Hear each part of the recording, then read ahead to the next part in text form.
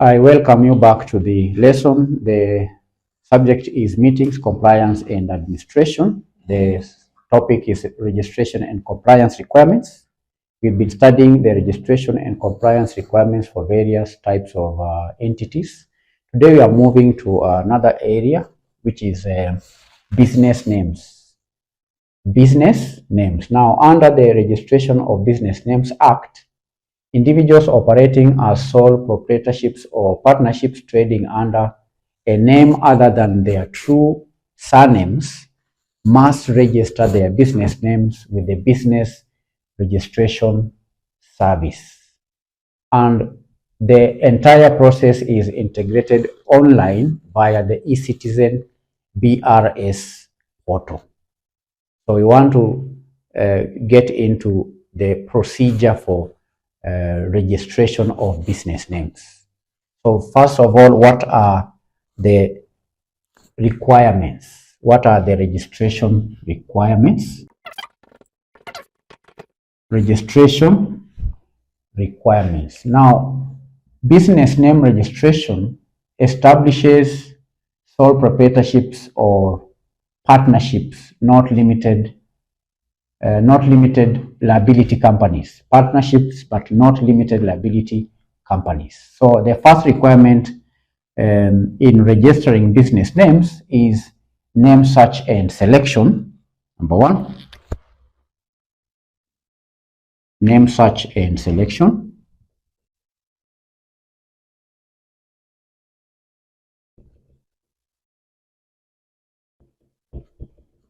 That is the first requirement. You have to submit up to 3 preferred business names. You have to submit 3 preferred business names in order of priority via the eCitizen portal. And the names must be distinct, non-descriptive, and avoid restricted statutory terms like national, a term like state, bank, microfinance, and so on. You need to avoid such terms. So you have to have at least up to 3 preferred business names. That's the first requirement in registering names according to the Registration of Business Names Act. Then the second requirement is the proprietor or partner information. Proprietor, if it is a proprietorship, or partnership information, if it is a partnership. Proprietor or partnership information. There has to be clear digital scans of national IDs, of passports, or for all the individuals that are starting a proprietorship or a partnership. There also ought to be a recent passport size photographs of all the owners, the KRA PIN certificates of the proprietors is also required. That is requirement number 2. The third requirement is business particulars. Business details or particulars. What do you mean by business particulars? Here we are referring to the nature of business. There ought to be clear description of the primary operation or commercial activities. If it is publishing, then you indicate the details. If it is a supermarket, or if you are running a shop or a hardware, then you have to have clear description of the primary commercial activities. Then part of the business particulars is also the physical location. You need to indicate the county, the sub-county, the town, the street, the road, the business office, the door number, the land reference number, and so on. You may also be required to provide the postal address. This is the registered postal box, the code, the town, and so forth. So those are business particulars. Then when registering business names, you may require to fill an application form and pay statutory fees. Application form and statutory fees. Application form and statutory fees. This we are referring to a digital execution of application form, capturing proprietor details and business location. Then there is the payment of statutory registration fees via the eCitizen portal. That is the fourth stage. Then step number 5 is the issuance of certificate. Issuance of certificate. Issuance of certificate. Now, upon processing and approval of by the registrar, a certificate, all right, is issued. Upon what? Upon perusal and approval. Once these documents are approved, right? Once they are approved, upon processing and approval by the registrar, it may take 1 to 2 to 3 business days. A digital certificate of registration is then issued. So these are the requirements for registration of a business name. So now,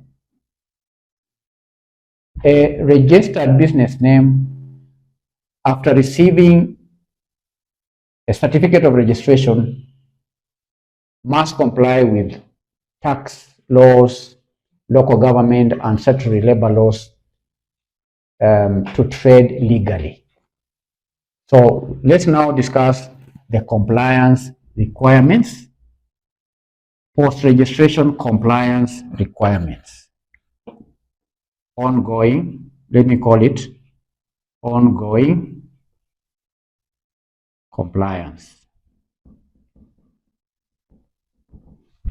Ongoing compliance, because our topic is registration and compliance requirements. So the first thing here is the business KRA PIN. This is the registration of a business KRA PIN on the KRA iTax portal using the BN3 certificate. So we have business KRA PIN.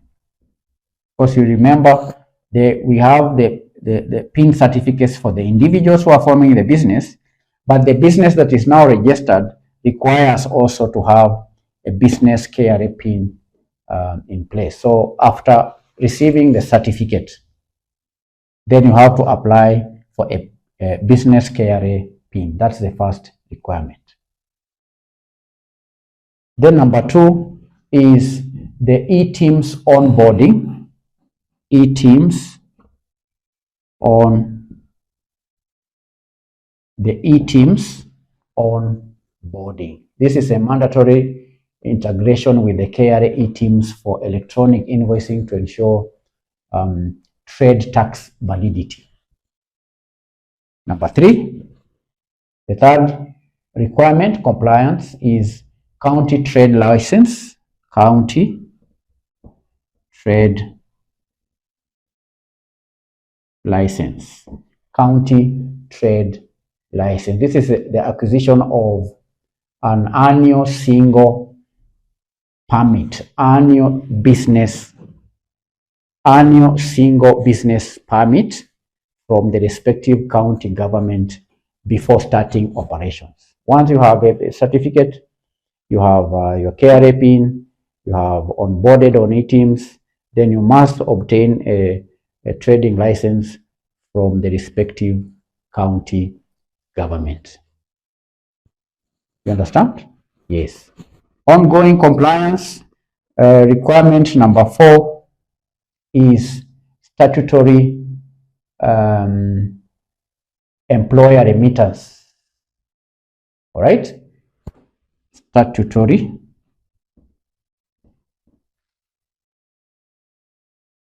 employer remittances.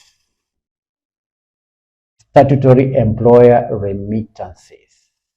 Now, employer registration and monthly deductions for this is the employer registration and monthly deductions for NSSF, for